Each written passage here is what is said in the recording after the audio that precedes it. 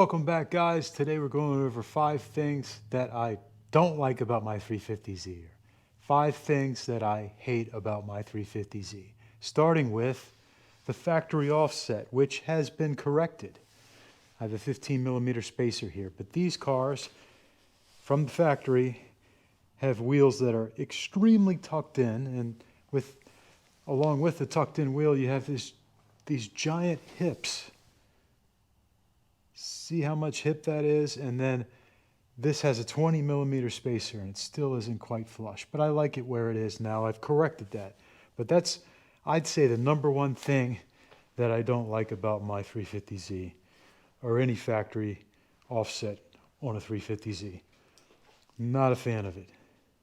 Number two, and this is partially my fault or something that I can take care of, front license plate.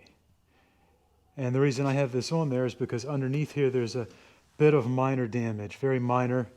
There's 2 extra holes.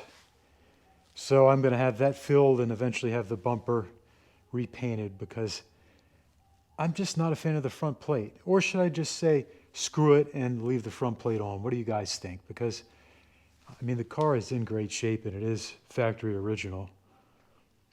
The hood has some paint chips because these early cars, the 03s and I think the 04s, had issues with the factory paint, the paint chipping. Very minor. I mean, you can hardly tell.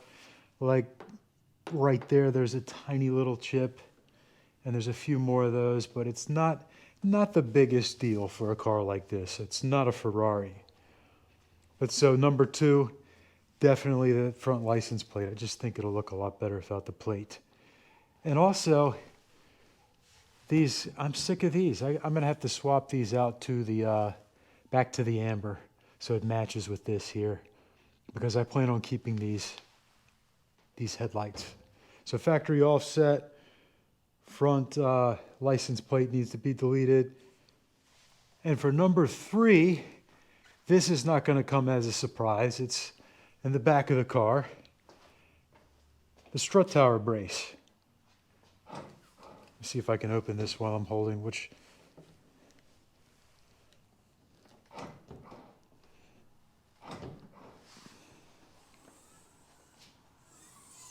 So, the strut tower brace on this car is visible, and from some angles it looks cool. Like with the hatch closed and you can see it through the window, it can look pretty cool. But this really gets in the way, and you can't fit as much stuff back here with this brace. I mean, the Z logo looks cool. I do like that, but it's something I'm not crazy about. I did replace these because these fail on basically any car that has them, not only just the Z. Let's see if I can remember the brand here. I think these are Z1 Motorsports, and they were heavy duty.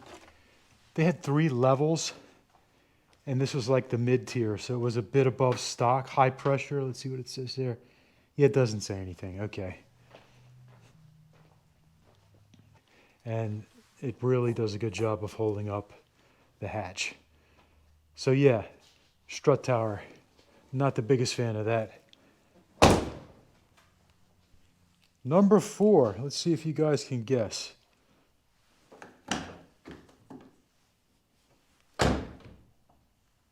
I'll do that one more time. See that? The window?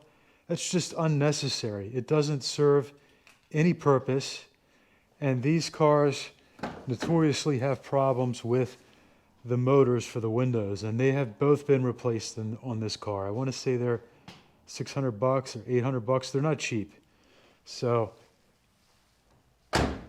not a fan of that. Does anybody like that? If you exist, let me know, because I don't believe that you exist. That's completely unnecessary. And finally, number 5, the overall reputation of these cars. They're going through that phase, or they have been going through that phase for the last decade, where they're riced out, they're beat up, they've just been mutilated, modded to death.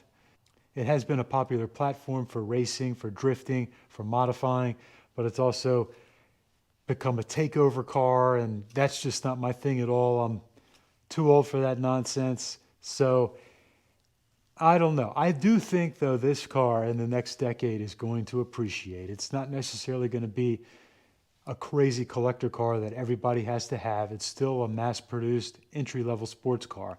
But I honestly believe that we're not going to see many of these in the future because they've all been ragged out, they've been raced, they've been drifted, they've been beat up. So that, I think, for sure is a positive with the Z. I don't ever see it going for Toyota Supra prices, Supra MK4 or Mark IV. What is it? I forget. Is it Mark IV or MK4 for the Supra?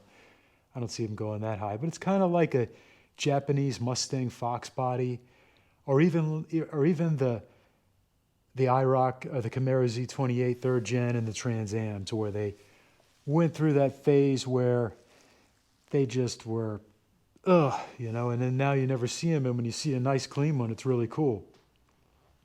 But anyway, those are the 5 things that I don't like about my 350Z. Thanks for watching, guys. Like and subscribe, comment below, and stay tuned for more content.